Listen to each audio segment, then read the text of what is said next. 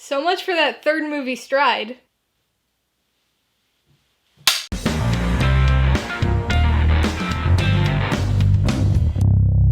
Hey everybody, welcome to Mainly Movies. Today we're going to be continuing my 007 review series with the 19th James Bond film, 1999's The World Is Not Enough. If you're new here, please consider subscribing for a variety of movie-related content like reviews, ranked lists, and trailer reactions.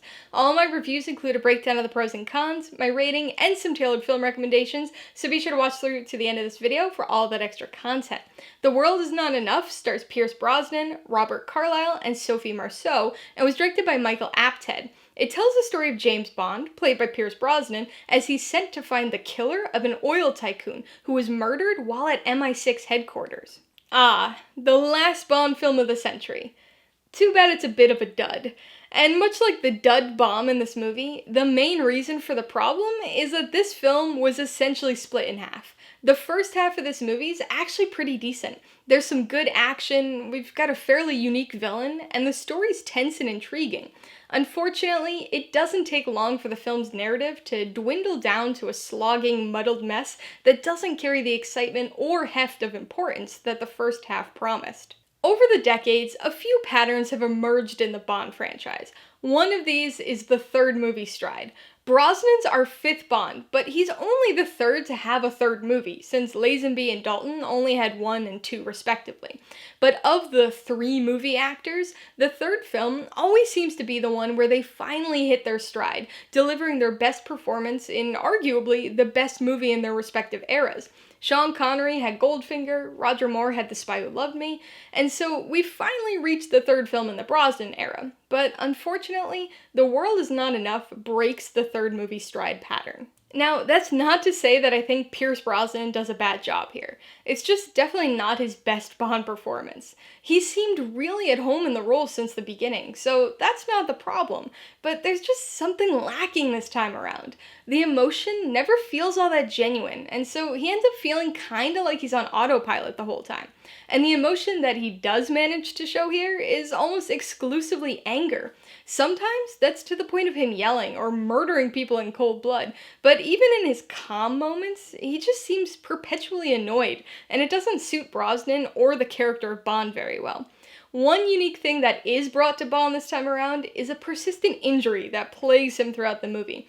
I mean, it doesn't really slow him down or impede him in any way, but at least he winces every now and then, which is different. From a plot perspective, this movie's frustrating, because it had the setup and framework to be something pretty good.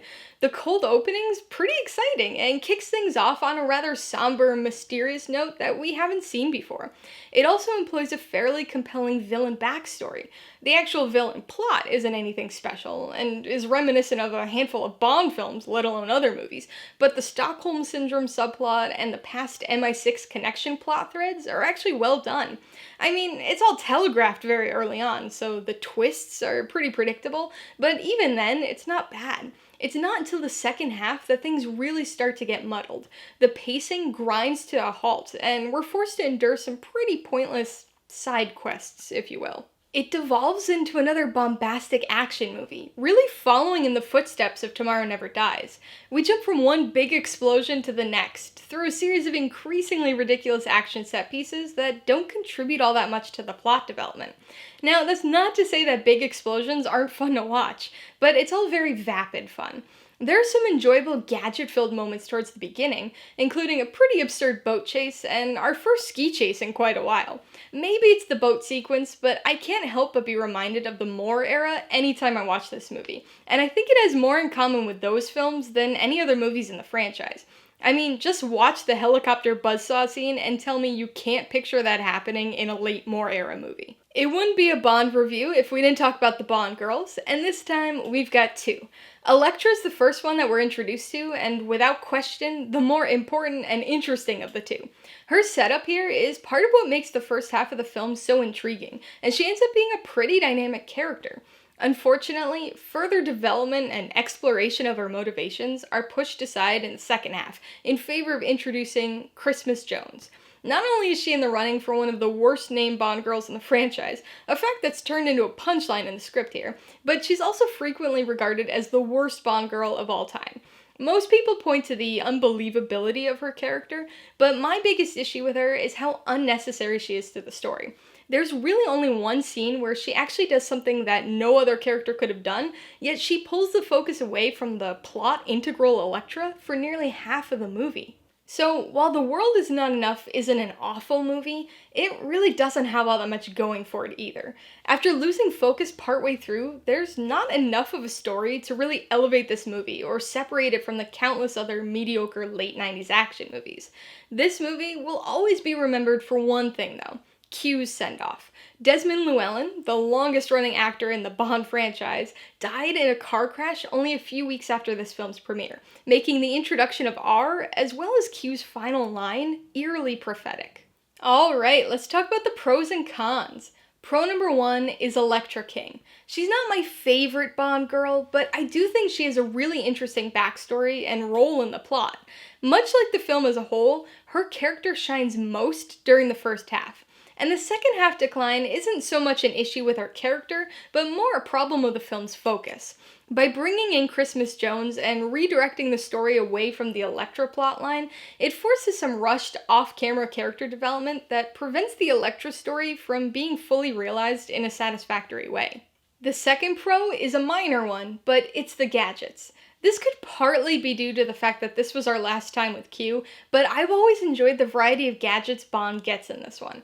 My favorite is probably Q's ridiculous retirement boat, but the newest car and the anti-avalanche coat are pretty fun too. And then we've got an assortment of non-MI6 gadgets, like a cane gun, buzzsaw helicopters, and absurd parachuting snowmobiles. On the con side, the biggest issue is Christmas Jones, but not for the common reason.